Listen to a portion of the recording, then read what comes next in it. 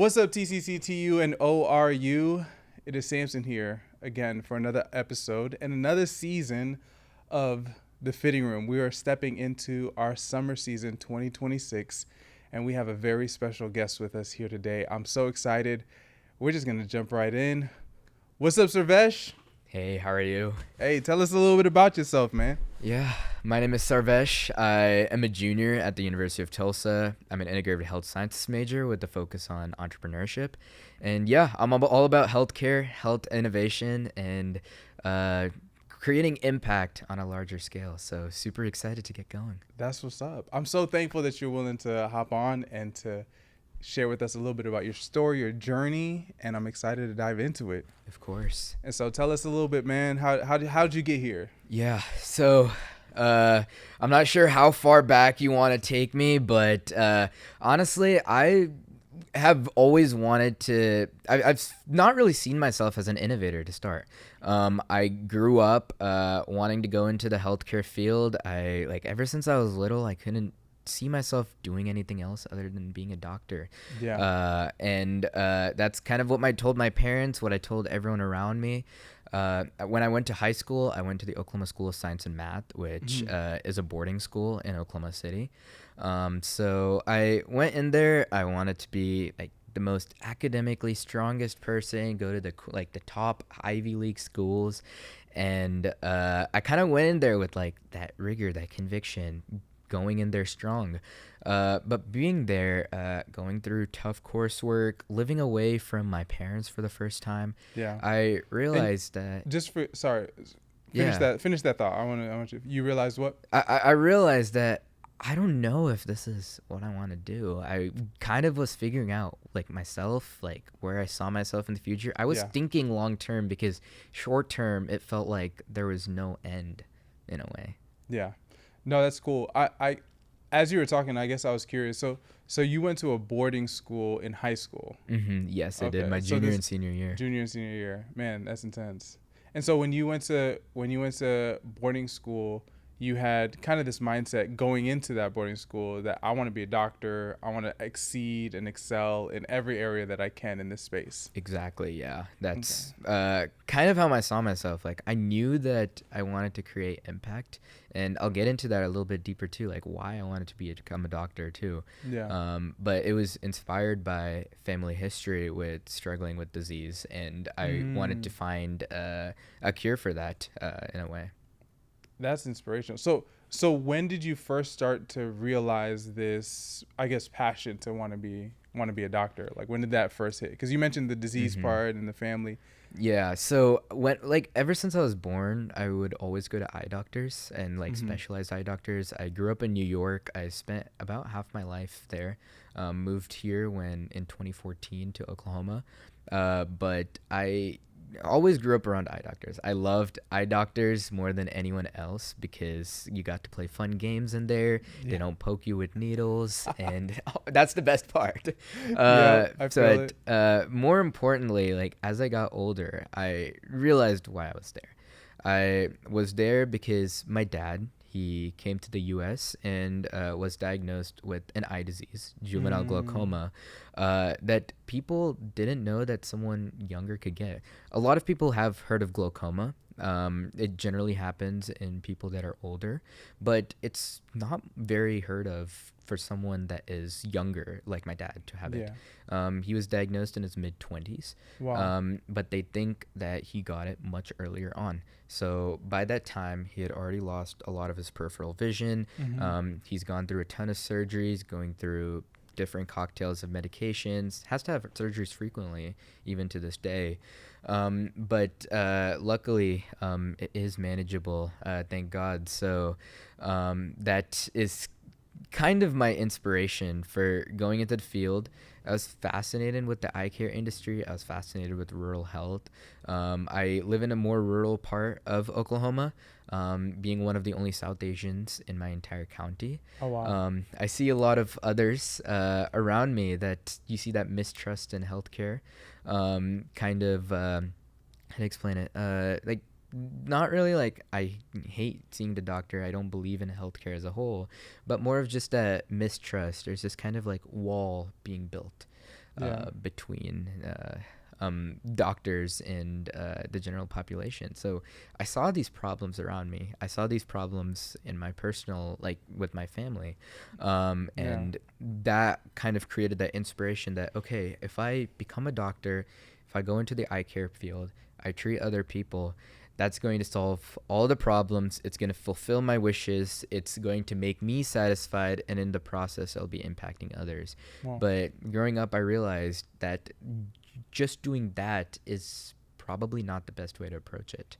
yeah. No, that's real. When what I what I, what I'm hearing is, and just make sure I'm following. So when you spent time in the eye doctor, that time spent there was not necessarily you being checked in on or worked. It was more your dad being checked in and worked on. So I was being checked because my dad. Okay. We have this family history. So glaucoma, especially juvenile glaucoma, is a disease that is autosomal dominant. In non-science terms, that essentially means if your parents have it, there's a good chance that you have it. Okay.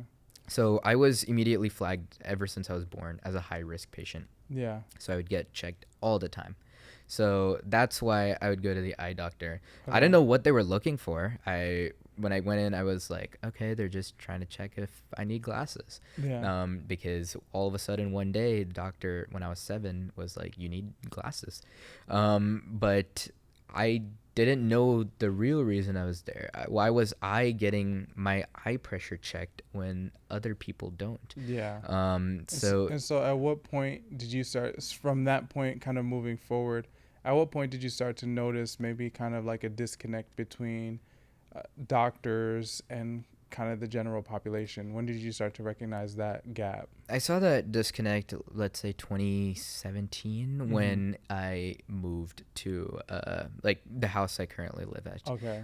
in a more rural part of Oklahoma. Being the only South Asian in like my neighborhood, much less the entire county, we have a lot of cultural traditions that we practice. I'm Hindu. My family is Hindu. We're very religious. So we host our traditional Hindu holidays like Diwali. We have Navaratri.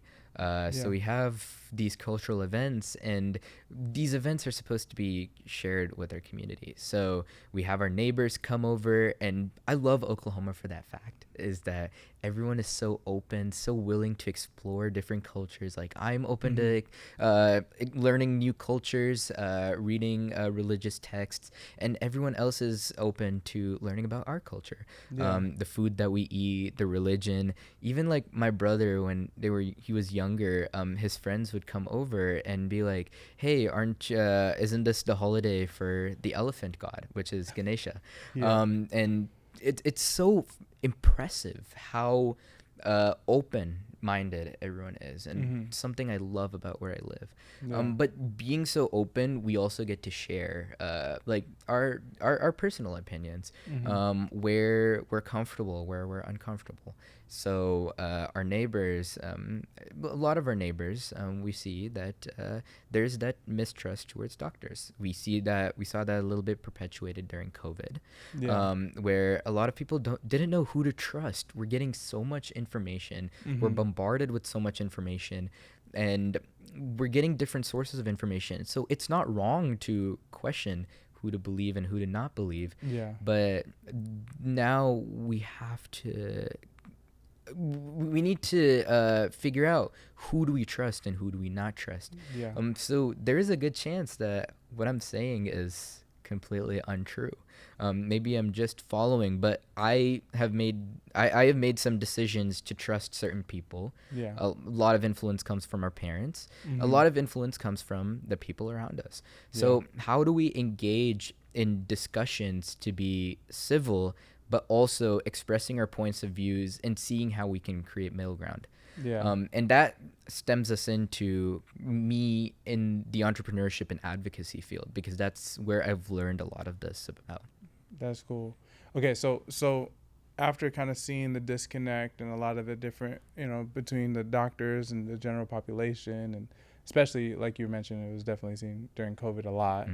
As you kind of transition into your desire to be a doctor, was your hope in going to be a doctor to be that trustworthy doctor that people can rely on for accurate information, or was there something else that was driving that desire to be a doctor? Yeah, so I think a lot of it was identifying the problem at its core. Mm-hmm. I saw this problem locally in our community, and I came to TU with that same conviction. With there's this problem I see around me, and this problem that I want to solve. So I came to TU, and that's where I got connected with the United Nations. Mm-hmm. I got connected through a family member who was heavily involved, and through that, I had made contact, or I had connected with the youngest South African delegate of the COP, which is the Commission of Parties. So Mm-hmm. he travels with the South African Prime Minister, South African President, all over the world, advocating for climate policies. So through her, I was connected to the UN. So that December of 2023, November, December, I had asked my university, hey, can I represent us at this large stage, advocate for things around us that can create impact, and just voice these concerns and see what Yeah. other people think. So our university graciously supported my trip, and Oh, wow. I went to Geneva and Vienna on December during my freshman year of college to advocate for these policies. I walked That's in really there, cool. youngest person there, no PhDs. I don't have like a big post in the government, but I was literally just I was just there like Yeah. figuring out what am I gonna do, like just talk to people, learn from people around me. I'm not in the position to speak, give advice, because I don't know this field. I'm new. Yeah. But I listening to so many people kind of like And just for clarity, because man, that's quite a bit that you just mentioned. That's transition. that Yeah. I mean, big transitions into where you were at. So this meeting that you went to attend, what was the general purpose of this meeting that you attended? Yeah, so the first one was the Human Rights Council. So that Okay. was in Geneva. And this was on the intersection of business and human rights, Yeah. which was fascinating because that's when I was starting to get into like this whole health and innovation field. Mm-hmm. So it was a great conversation to have, like how we can create safe health practices, human right practices in Yeah. the business and labor field. So got to meet a lot of people who were lots of difficult topics. Was part of forced labor in their country. Yeah. Other people who had come from active war zone and don't have access to basic human needs. Met a Yeah. girl who had literally fled her country while her family was being hit by opposing military forces. Wow. So those people gave so much reason for my goal, and realized that this small problem can be generalized to such a large problem. Even met a doctor over there who was currently treating at the only working hospital at this certain war zone. All of the other doctors had either fled or had been martyred. Wow. So he had recruited medical students to go provide care. Went in UN convoys, treated people there. 6 months after that conference, I found out that him and his family were also martyred at that active war zone. So very, very difficult. Yeah. And he was literally the lifeline of that region. And I did not know he had passed away until I had seen on the news, which is not where I want to hear something, because I was just texting him. I was like, hey, like, we were chatting about this. Like, we were just sharing, like, news articles that we had seen. And I hear about this information. It's just shocking to me. Yeah. So Man, so this all happened really your freshman year. that was my freshman year. Yeah. All right. And remind me, you said you're a junior this year? Yeah, I'm Or I'm going to be you're- going into my senior year. you're I said I going was a into- junior. Oh, going yeah, into my yeah. senior year. You're Yeah, going into kinda your that senior year. Yeah, I was transition just making sure I understood that. Okay, so this happened what a year, maybe a year and a half, 2 years ago. Around? Yeah. Okay. Man. Okay. So after kind of being, I guess, submerged into this environment, this kind of more maybe the word that comes to my mind as I'm listening is more of like a global Yeah. kind of network. Mm-hmm. Do you sense that your desire to be a doctor was slowly diminishing during that time, or do you feel like you were still pretty confident and no, I still want to be a doctor and maybe solve some of Yeah, these so problems? I do want to be a clinician in the field in some capacity because I know that that is going to be important Mm-hmm. for me to understand the problems that are actively occurring in the field. Yeah. But I also know my place as an innovator. Mm. That's when I kind of realized that because as a practicing doctor, you can create small term solutions, and you can impact your local community. Yeah. But if you want to push something out that can create real impact among a wide scope of people, then you need to turn into an innovator. You need to think like an innovator. And obviously, that comes with dollars because everyone wants to make money. And that's something you can't neglect. But also, you need to stay grounded in that truth of why are you creating what you are creating. Yeah. So that's when I tapped into the entrepreneurship space. When people think of health entrepreneurship or medical entrepreneurship, it has a bad connotation to it. We see big healthcare CEOs, health giant CEOs, and we see that there's a negative connotation associated with them. But there is also the other side of people who want to create impact in this field. Yeah. And I'm not saying that all CEOs are bad. Too, I think there's someone that needs to drive a company's mission, but I think it's also important to stay grounded in why are you doing the thing that you're doing? What is your company's purpose? And what is the reason that you are here? Yeah. Because what impact does your presence make? So I think about a lot about that with my company right now, with my co-founder, is we obviously, it's important when we start getting investment into our company to make money, but what positive impact are we making in society? Because that is what's most important to me. I see Yeah. a future where I can run into someone on the street or in public where my tool could have saved someone's life because it detected something early. So Yeah. that's where I see myself. I can't say that, coming back to your question, that I don't want to be a clinician, but figuring out what is the right time to be a clinician and what is the right time to be an innovator is something that we're actively still working out. I think that's a very beautiful kind of what's the word that I'm looking for? It's a very beautiful almost picture, I guess you can say, right? Where you have the innovator and you have the clinician or the doctor. When you like the balance, it's like there might be some times where the innovator comes out and it's heavy, and there might be some times where the doctor comes out a little bit more and it's heavy. And Mm-hmm. so I guess one of the questions that I have is, so on this kind of journey, maybe your freshman year, around maybe the beginning end of that experience, when did you first start to realize, wait, I could be an innovator and I could do something? When did that kind of Yeah. epiphany or moment hit for you? So that came in when I ran into my now co-founder. It started off as I'm part of a fraternity on campus. I'm Mhm. Pi Kappa Alpha, and we were trying to recruit for a fraternity. So we went out for dinner. Me and one of my close friends, who's currently in med school right now, killing it. I'm Mhm. actually going to his wedding shower tomorrow, Hey. which is why I'm in Tulsa for a couple days. But me and him, we went on a recruitment dinner with two potential new members, and we were just talking. We knew they were pre-med. They were from Missouri. Thought we'd have a pretty good chat.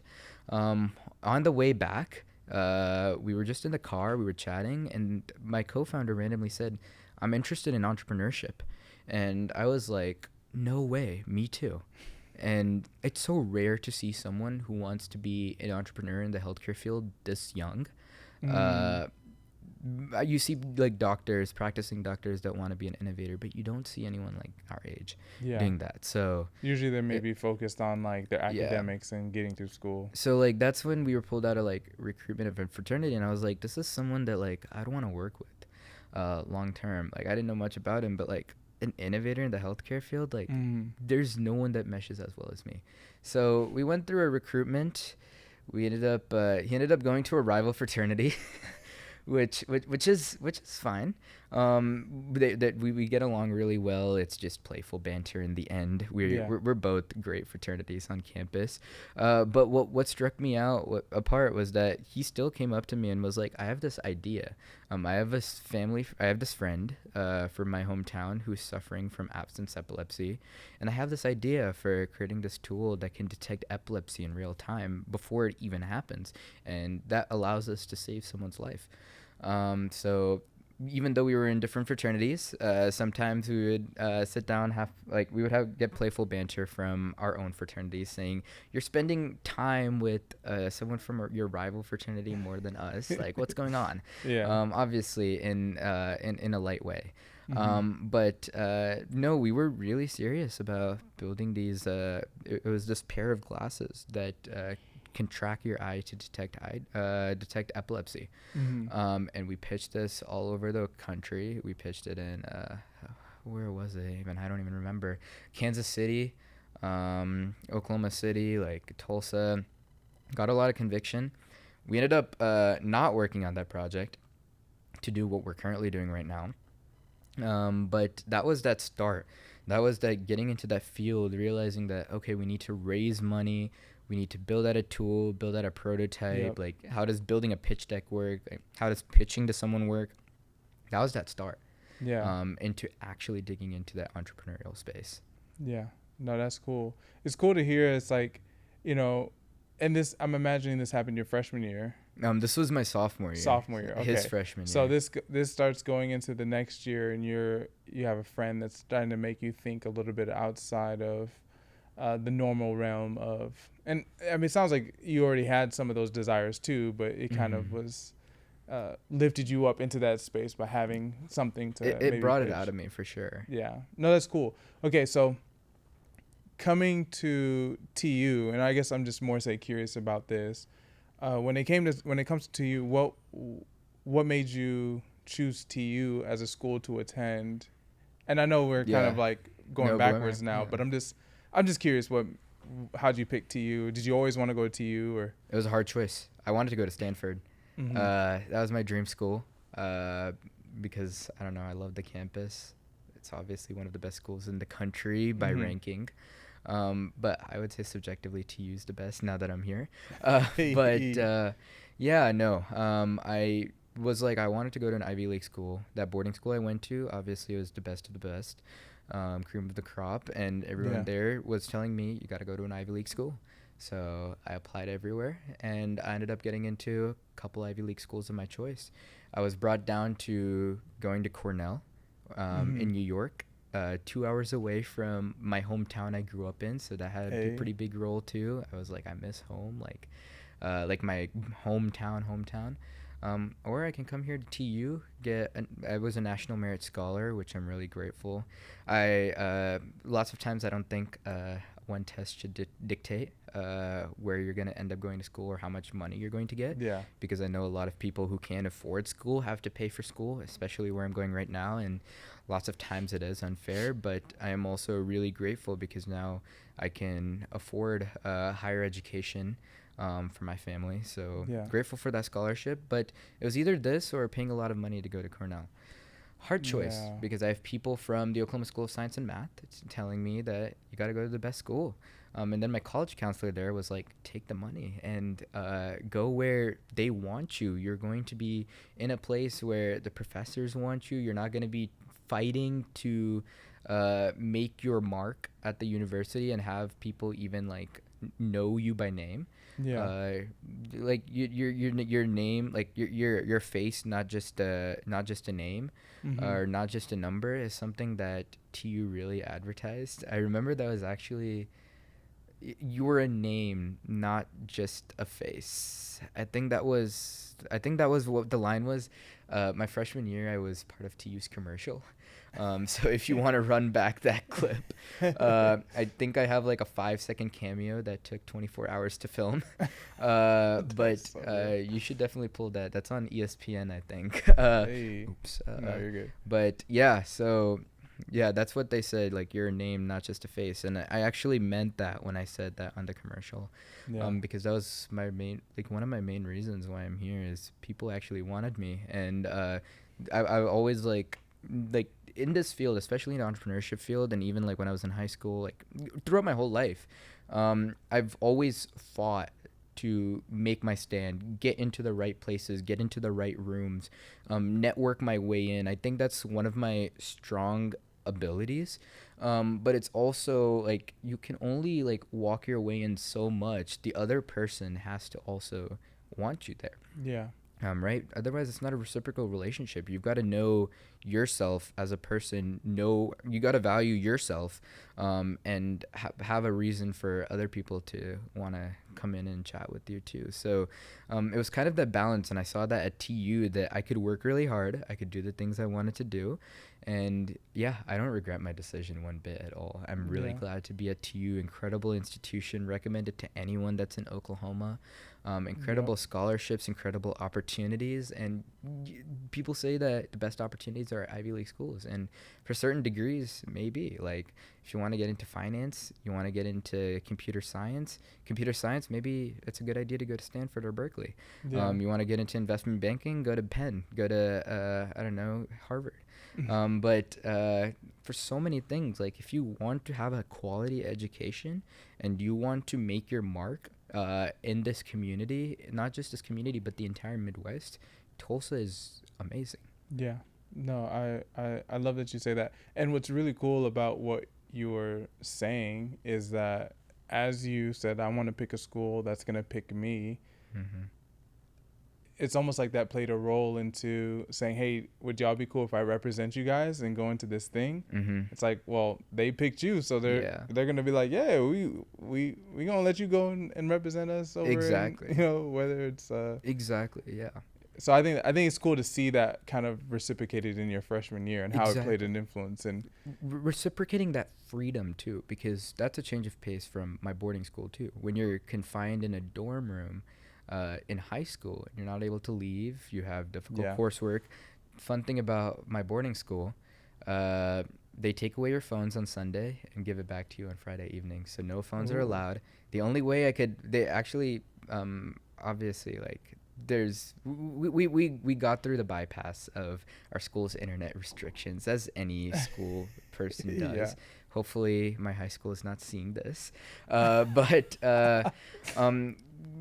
other, like, we had no way to communicate with our parents besides this landline phone, which would sometimes work, sometimes not work. Yeah. So we were restricted in our freedom. So coming here, having that ability to be free to do what your heart desires and being able to represent your university in a positive light by doing that means a whole lot to me. And that's kind of where I see myself as an entrepreneur and innovator too, is I get control over my life, what I want to do, where I see creating impact, making decisions for my company, making big decisions for my company. Like, even this past week, we've been making some pretty big moves in the company as far as fundraising and signing on new clients. And that's something like I get to have control over. I get to do. Yeah.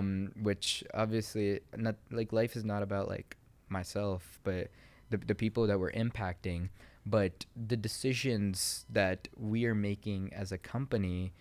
It's nice to have a say in what we're going to do, and seeing that the decisions that we are making collectively as a team is being net positive for a community too. Yeah.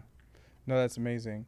And it's interesting that you say that, especially going from a school that is kind of like restricting in some areas and then all of a sudden having freedom. Mm-hmm. Sometimes people use that freedom to get into trouble. And Yeah. so it sounds like you're using that freedom to make impact in the Mhm. world on a positive scale. I mean, with freedom, also, you learn by making mistakes, right? You learn by doing things wrong. You learn by failing. I was at this program called Draper University for these past 2 months in Silicon Valley. And we were building our business out there under billionaire Tim Draper, who was the Mm-hmm. first investor for Tesla, SpaceX, Skype,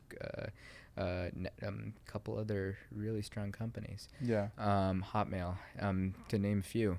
And over there, like, we have this thing called like the Draper Pledge, which kind of sounds corny at first, but one of their lines that they say, and they say this with conviction, is, I will fail and fail again until I succeed. And that is something that's huge, because failure is not, I don't remember what the phrase is, but failure is not like whatever, but redirection into going into the right space. Like, Yeah. when our product for epilepsy, we realized that we don't have we're not, it's not, we're not smart enough. No, we're not. We were not smart enough to build it, but we also just did not have the resources for it. We did not know how to build a company, so that was redirection for us. It was not resignation.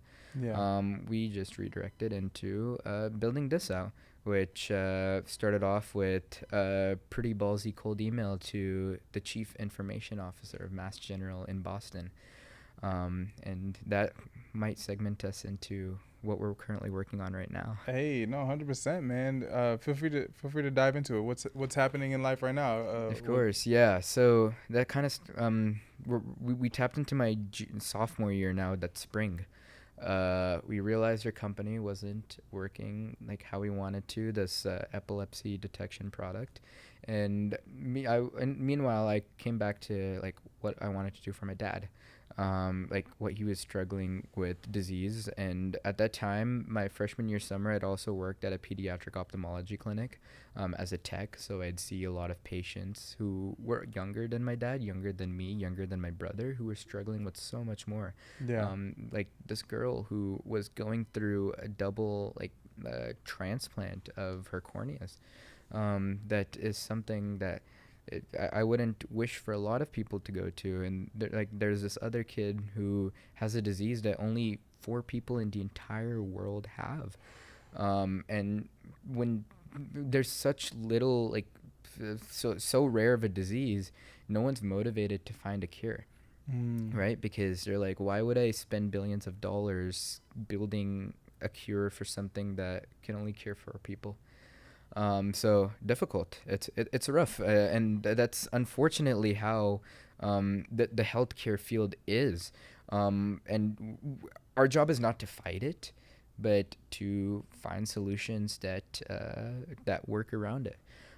So I was reading this paper on early detection of glaucoma, and I reached out to the author of that paper, Chief Information Officer of Mass General and a high-up professor at Harvard Medicine. Mm-hmm. Management role, big shot professor, MD, MBA, PhDs, lots of degrees.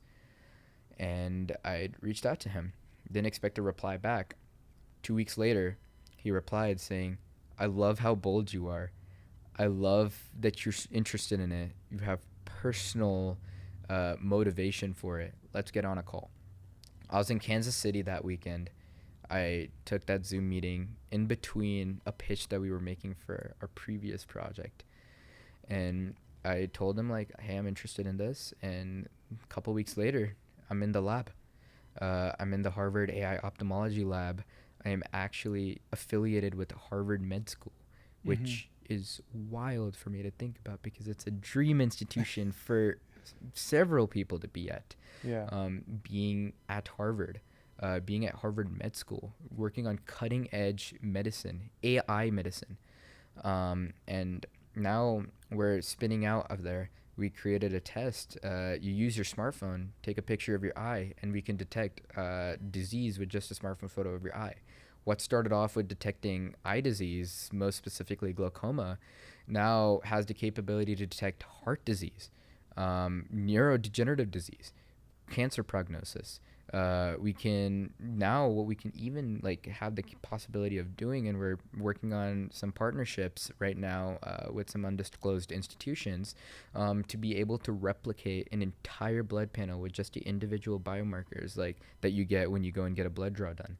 So that's what we're working on right now. That's Man. what we were at Draper University for, building our startup for, fundraising millions of dollars for, signing clients to use our product on their own platforms. And that sounds really cool. We're talking about millions and millions of dollars.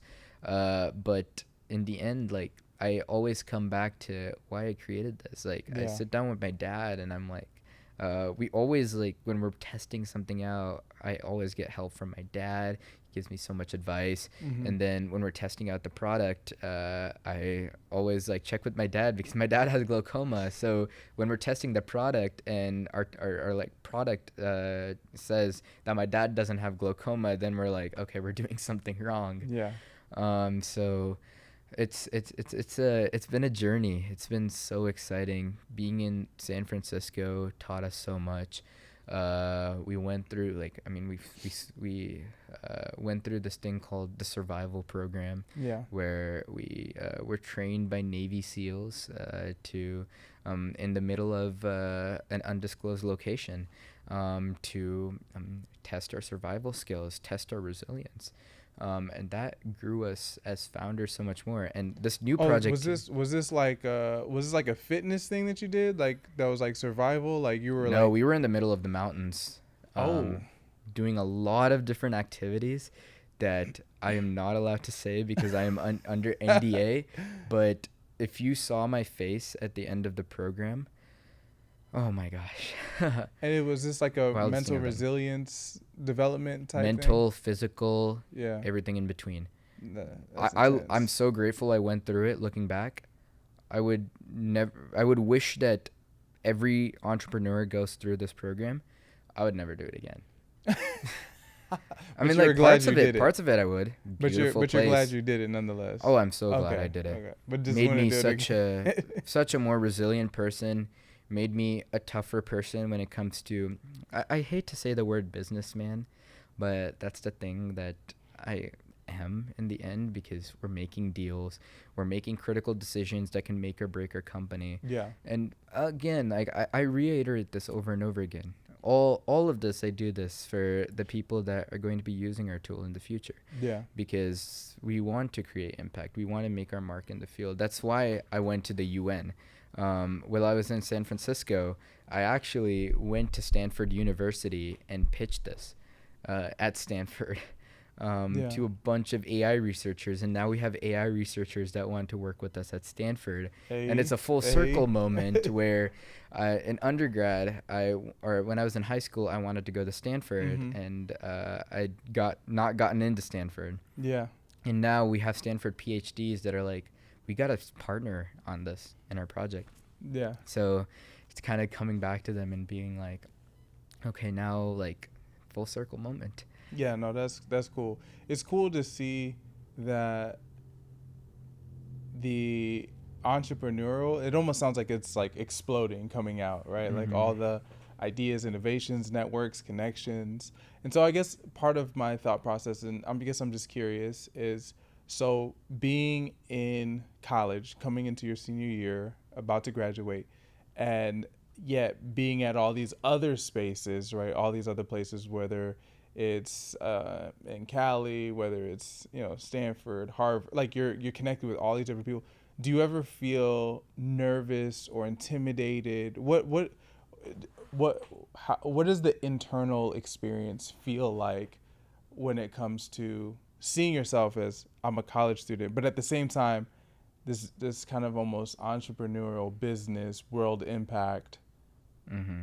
Do you ever wrestle with, man, I'm just a college student? Or do you feel like... Well, yeah, that works in our favor and not in our favor, because we don't have to pay for living expenses. We don't have responsibilities of our own yet. Once I graduate, I will. But I mean, I can, whenever I want, I can go home and my mom can cook me lunch or dinner, and I always love mom's food.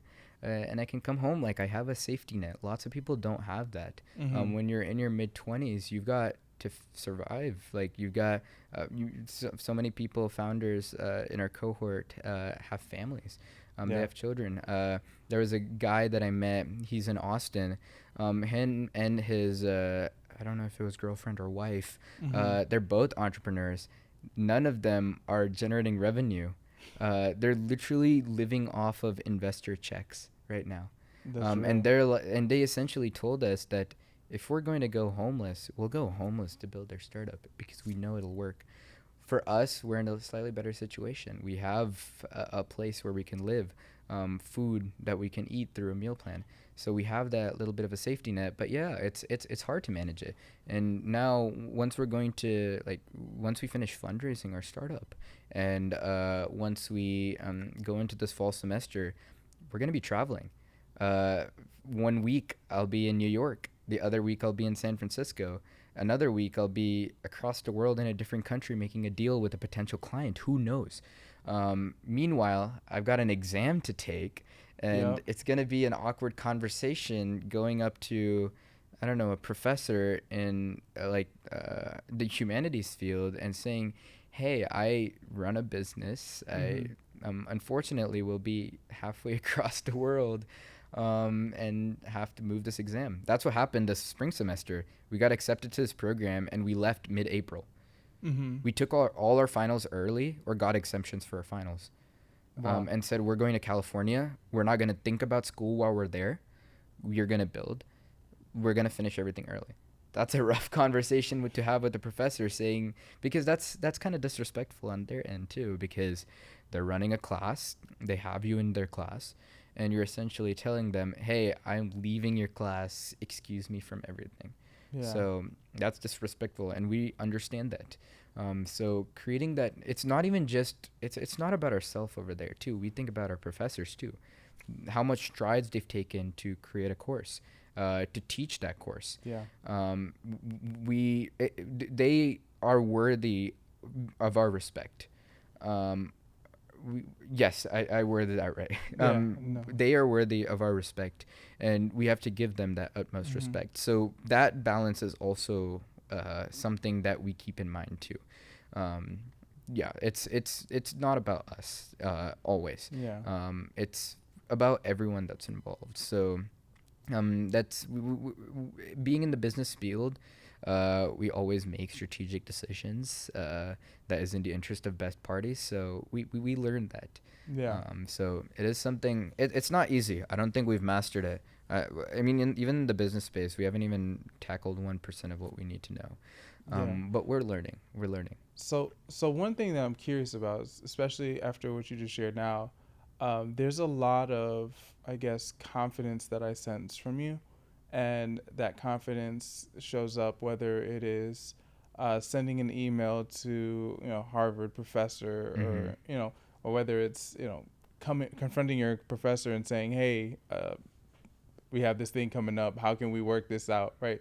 There's a lot of like, you know whether it's the pitches or whatever. Where do you think that confidence and that boldness comes from to step out and do something like that? Yeah, it goes back to always wanting to please others in high school. Mm-hmm. Went into that boarding school. I was like, okay, like I need to satisfy everyone. Like I need to, if like someone doesn't like me, that like it's the end of the world.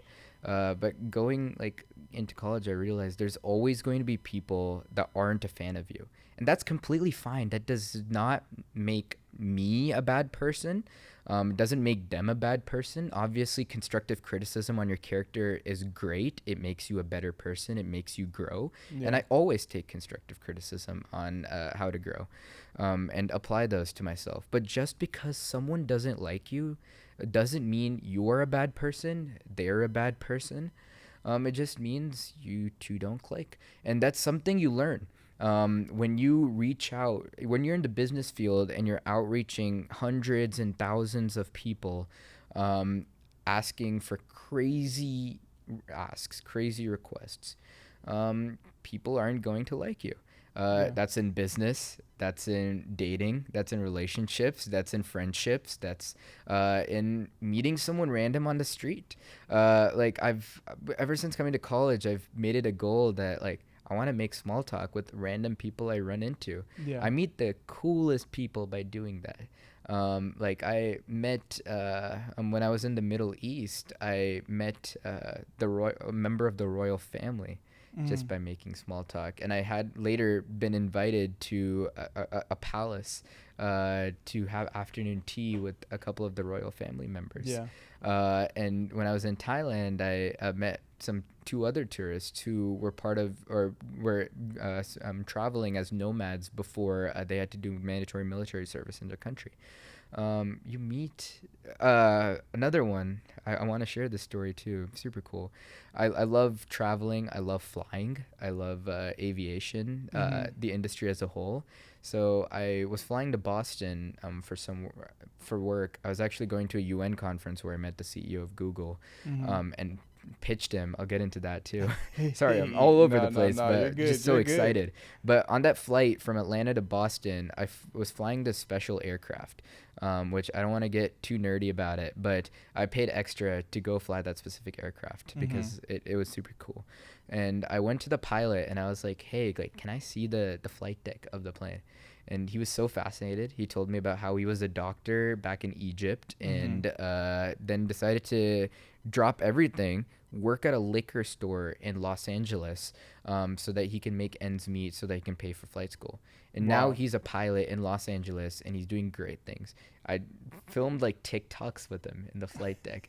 And then I found his LinkedIn, connected with him on LinkedIn. I DM'd him and then got his phone number. We talk over the phone. And one of my dreams is to get my pilot's license, like a private pilot's license, so I can fly wherever I want. Come on. Would be cool. Would be very useful too, especially when I'm working with the rural populations, to be able to fly into airstrips rather than being reliant on cars and others. Yeah. But yeah, that was something that wouldn't have happened if I just didn't reach out. Another one is like, went to New York, ran into Malala on the street. Didn't go up to her. Who's Malala? She's the female advocate that inspired women's education from the Middle East. She had fled the Middle East. Actually, I think she was shot multiple times and still survived and fled over here. So she's a big character in the women's rights movement, which is something that is very admirable. Wished I talked to her, but I did not. But inside the conference, I'd talked to I actually went up to the CEO of Google. He is from the same part of India that my family's from, Tamil Nadu. So I spoke to him in Tamil.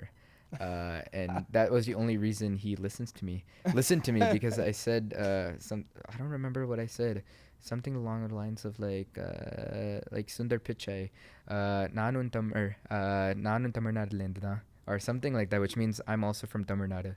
Yeah. So that kind of sparked something in him, I guess. And I pitched him my startup out of nowhere. Pitched him my startup. And then he gave me feedback. He was like, I think you're I think you're onto something.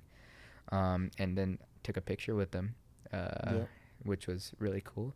Met Tim Waltz, met Mark Cuban from Shark Tank, all because I ran up and I was like, let me just get 2 seconds of your time. If anyone's watching, they want to get into reaching out to people, how to approach people, ask them good interview questions, host like a show. James DeMolin from the School of Hard Knocks. Great person for business advice. He goes up to random millionaires and billionaires on the street and just asks them, how'd you get rich? The opportunity I think I've to seen that. You have, yeah. So I met James in person last month at a conference in Redwood City, California. So first time I got to meet him and actually like learn from the guy himself. Super inspiring. You just gotta. The thing is, one of my professors at TU says, ask for forgiveness, not permission. Sometimes you gotta ask for permission. Like you can't go out there and do everything you want. Like there are lots of things that are highly illegal or highly just not a good idea. Yeah. But when it comes to like you're debating taking the risk, take the risk. Think about what is the worst thing that can happen if you take the risk, and if that worst thing ends up happening, what are you gonna do? And that's how you approach that. Yeah. So take those risks. It's interesting you say that because I think there are a lot of people. I don't know. I could be off, but I really do sense that small talk is something that's not really as popular or common. And so when you see it, either one, you welcome it, or two, it's like really awkward because it's just so not the norm of life. And so, You know the best place to make small talk if you're trying to practice? where's the best place? If you're on a plane. I The person That's sitting true. next to you. This sounds so dumb, and I'm a college student again with not a lot of money.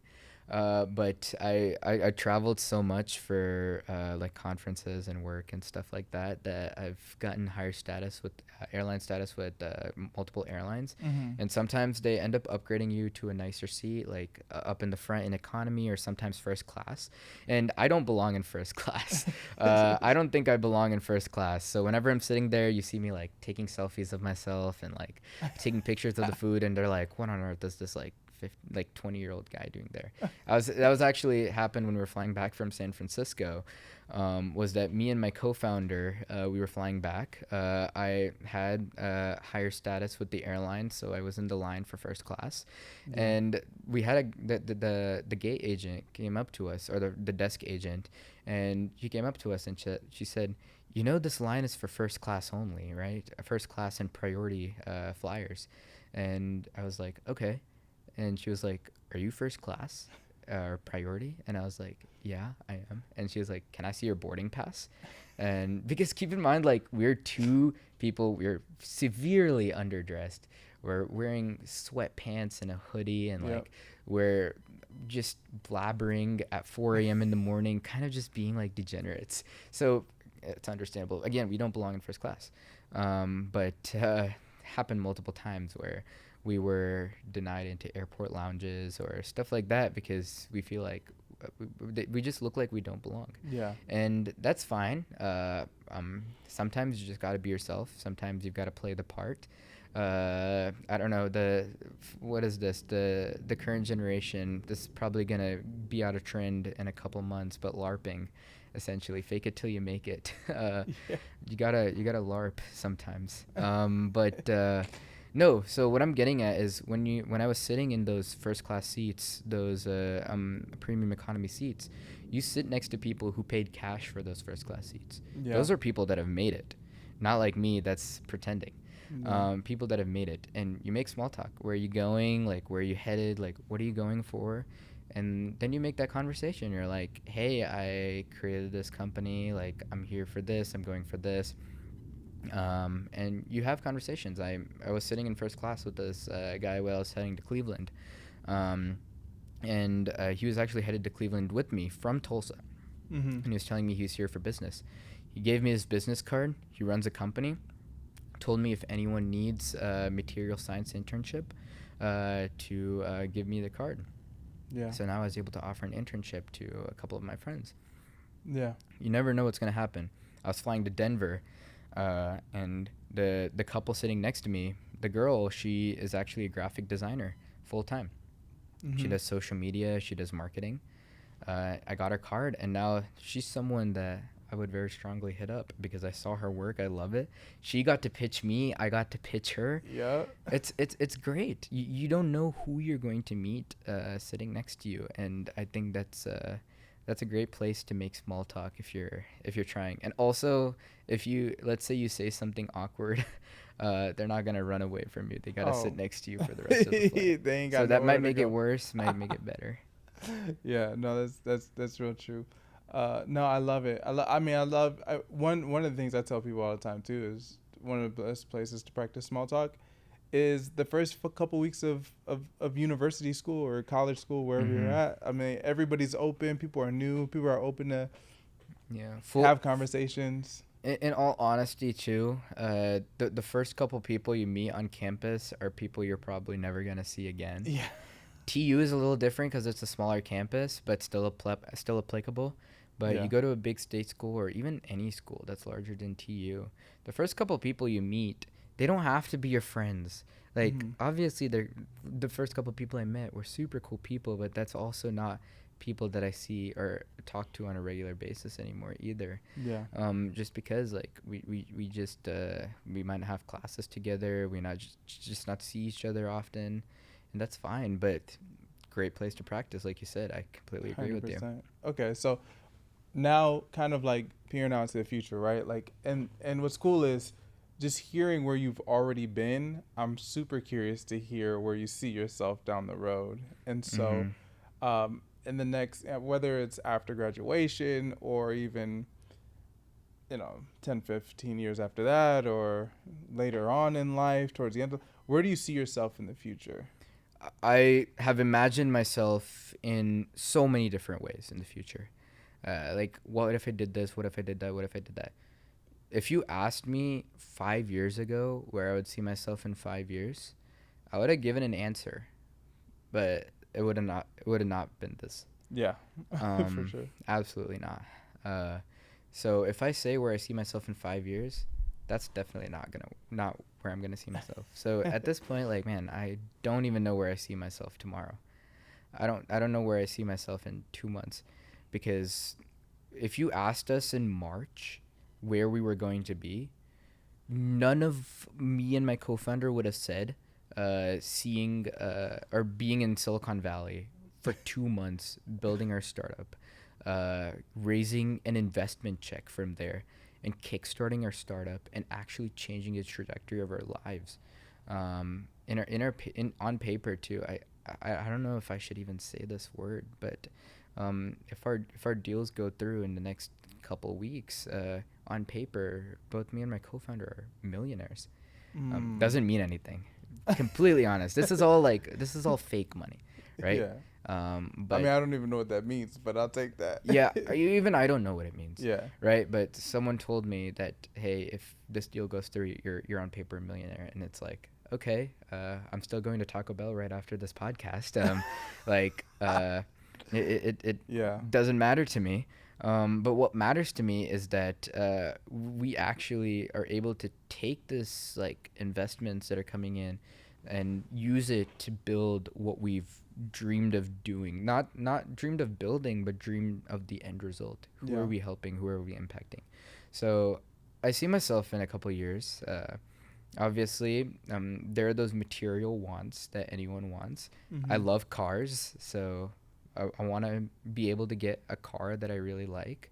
And I love traveling, so I want to be able to travel whenever I want, wherever I want. Yeah. And those are goals I have. And then obviously, none of those are material goals are important unless you have a family to support you. Mm. You get married in the future, you have kids. I have my parents really close with me. Those are all things, like, my parents are something I really value. And a future like, I see myself in the future having a future family. Yeah. So those are important to me too. Being able to provide for your family without having to worry about finances. Yeah. But also at the same time, someone that your child can look up to and say, "My dad did this." That means a lot.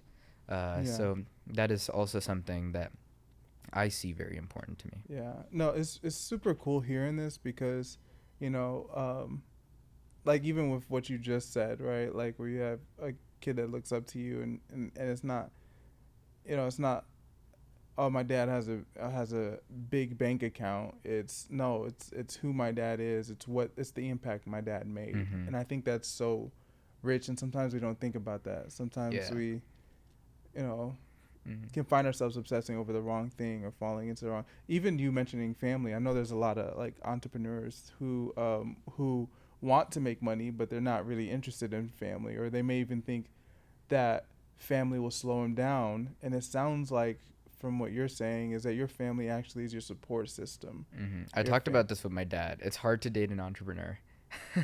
It's uh, real. it is because um, it's tough. Me and my co-founder have this conversation all the time. Is we want to prioritize our relationships. We want to prioritize who we're around, but it's not easy when you are on call on your phone. Like, literally right before this meeting, I was texting a business partner Mm-hmm. on the phone, and that's probably what I'm gonna have to do right as I'm walking to my car, headed over to Taco Bell right after this podcast. But you're always on call. You're always 24/7. Like, if I call my co-founder, like, literally I was calling my co-founder yesterday. He told me he was mopping, and didn't pick up my call. But I had to, like, I was called him like 5 times, and I was like, you need to be on call for this. You need to, like, I need you to talk about this. Or like, my co-founder will text me saying, why are you not on call for this meeting? And I'm like, uh, do I have to? Like, I'm literally out for lunch with my family. Like, I'm literally spending time with my family. Like, Mm-hmm. it's hard. So you have to have a significant other that is supporting you throughout the process, believes in you.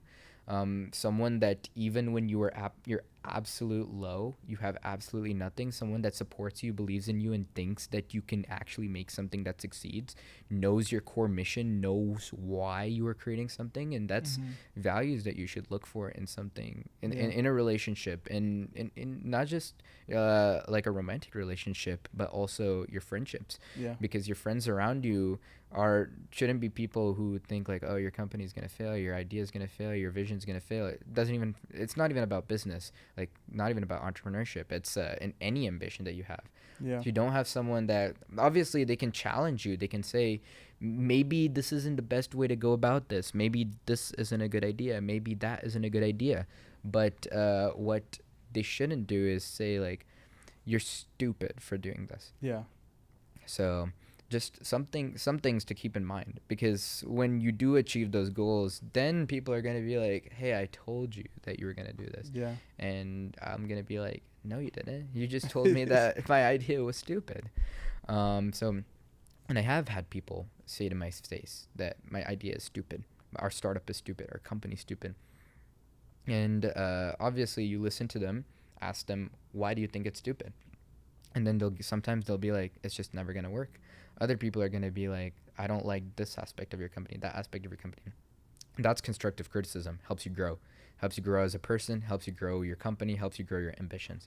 But then some people are just like, this is plain stupid, like, I don't believe in this. And those are just some people. You can't change your mind, so you part ways. Yeah. So yeah, it is difficult. It is I only after like coming to college did I realize that I have such a fundamental desire over control of my time, control of how I spend my time, and not control of, but freedom to have a family, having Mm-hmm. family that supports you through everything. That's something that people take for granted. Yeah. Having someone, like, you go through a stressful day, you have someone to come home to that you can talk about. You have someone that you can call to talk about. I remember it was working through a very difficult deal, both yesterday and this morning, and I was like, I don't know what to do. So I called up one of our friends, also a fellow entrepreneur from Brazil, and I was like, this is the problem I'm going to. I just want to talk it out. Like, what am I going to do? And he gave us some great advice. Just listen to us, and those are the kind of people you need around you. Yeah. No, that's cool. Uh, I mean, especially one of the things that I didn't just hear in this kind of segment that you shared, but kind of throughout, it's just kind of sprinkled in there a little bit, is the role that your dad plays in kind of the person that you are, and so I'm just curious, how do you see your dad's role in who you are? How have you seen that development over time? Yeah, so he has always prioritized spending time with family, and also the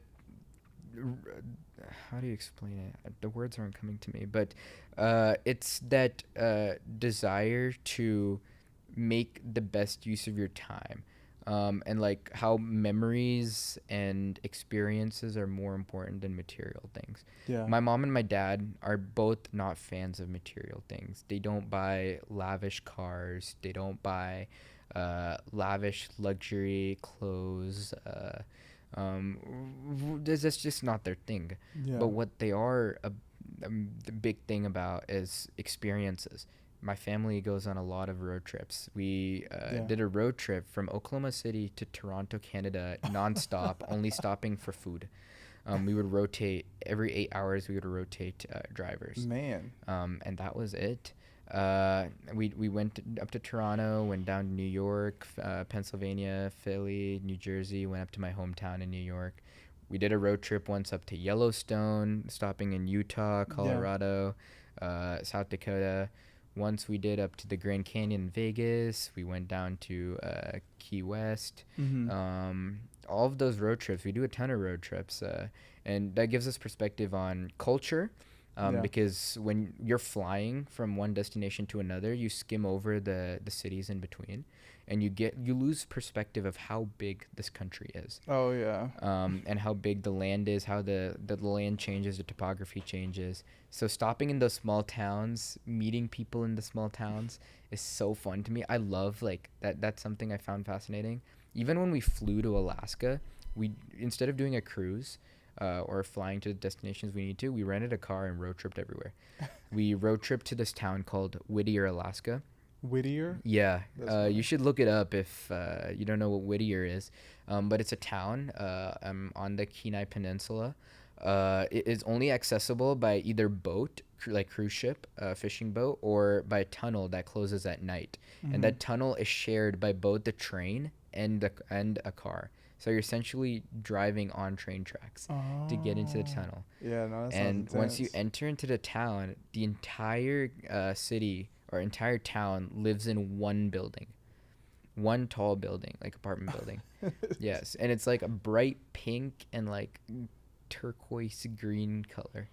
And you're like, obviously like I'm super interested about it. I've seen YouTube videos about it, so I went inside that building.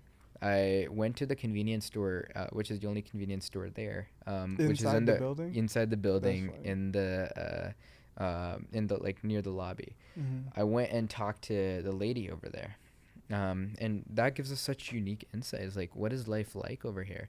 She told me about her mom, how she has a chronic disease, and how she goes every week to Anchorage to see a doctor. Mm-hmm. That's a 6-hour drive each way. Which is so Yeah. that also you figure out what's the good sides, what's the bad sides, what's life like. We drive past like when we're driving through the Grand Canyon, we drive through small towns. When we're going through Yellowstone, we drive through the small towns. We drive through the remote parts where there's no internet, no nothing. And you learn so much by just going through this entire thing. So like I didn't used to fly a ton. Like when I was younger, we did road trips. I remember we did a road trip when we did that road trip from like Oklahoma City to New York. I was like, that drive is crazy long. Like this, I remember every town in between, every like major milestone on the interstates, like Interstate 44, Interstate 60, whatever. Yeah. All of those interstates and the small towns you go through.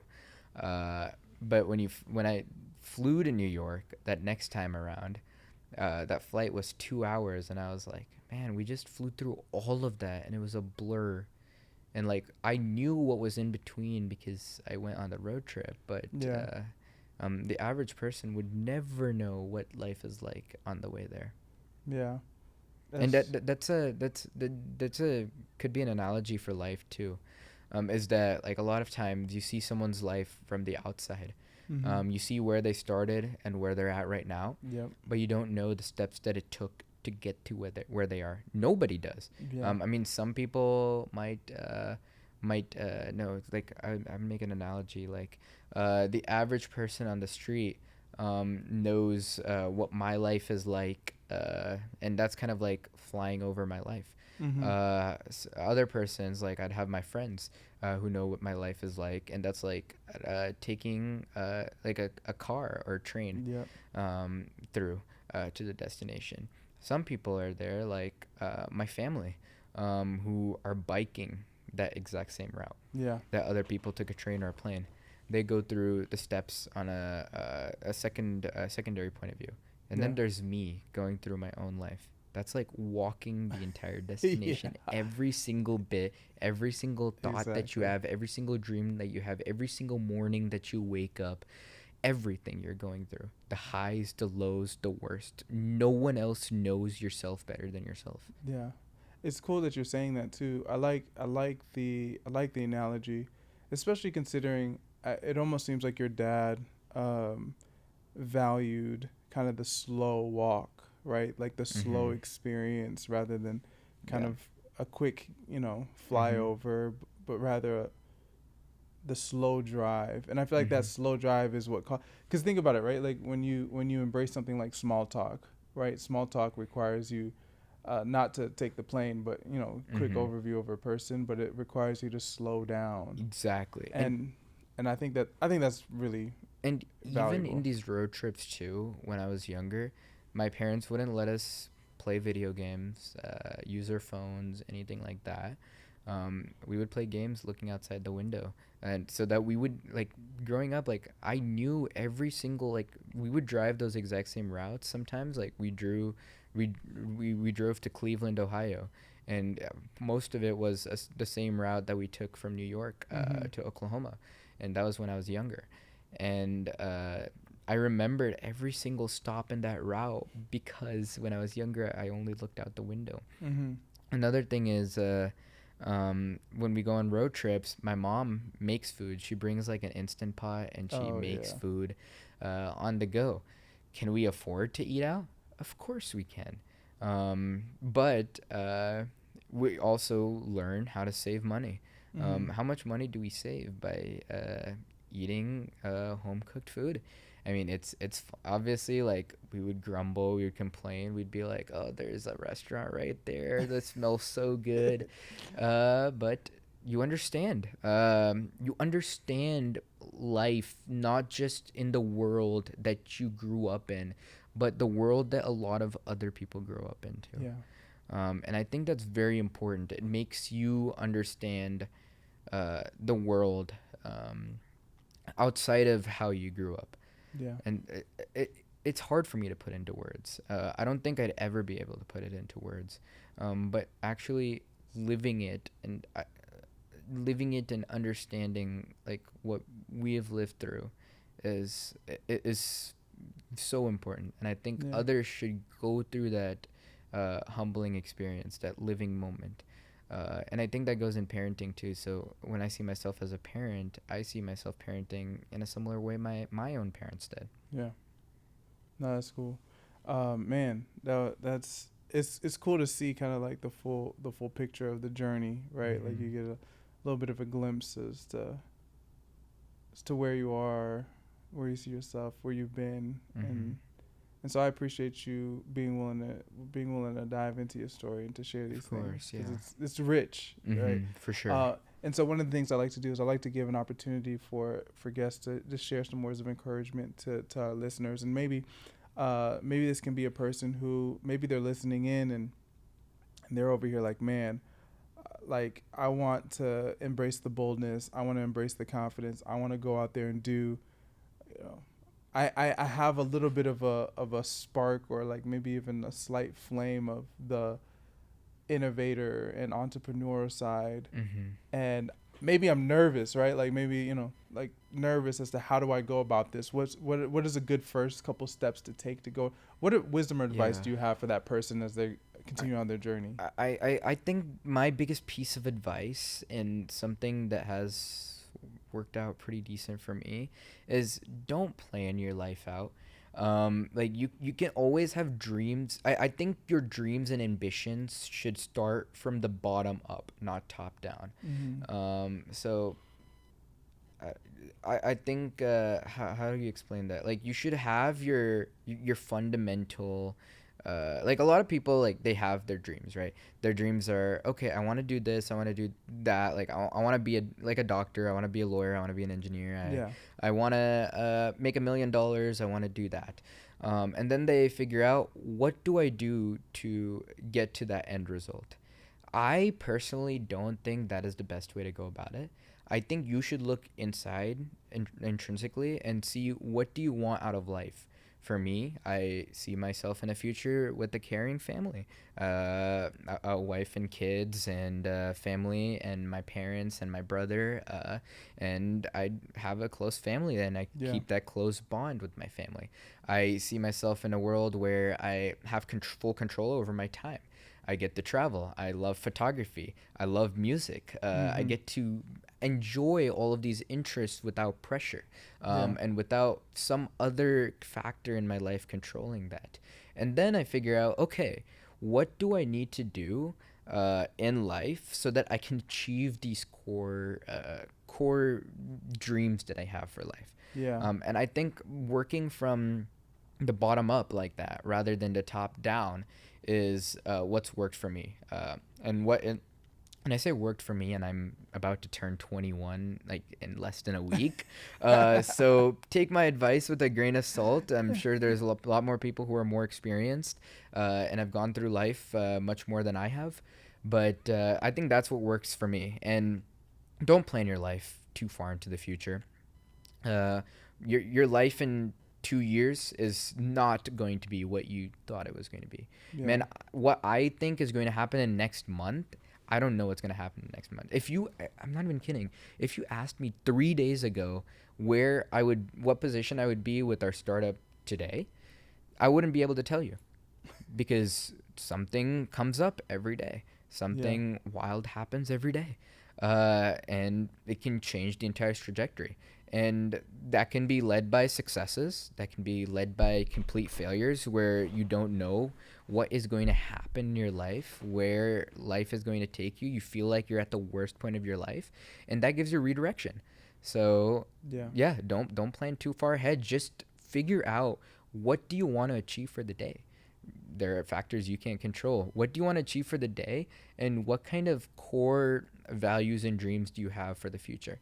And use those to guide your life, because I think that is something that guides your way very strongly.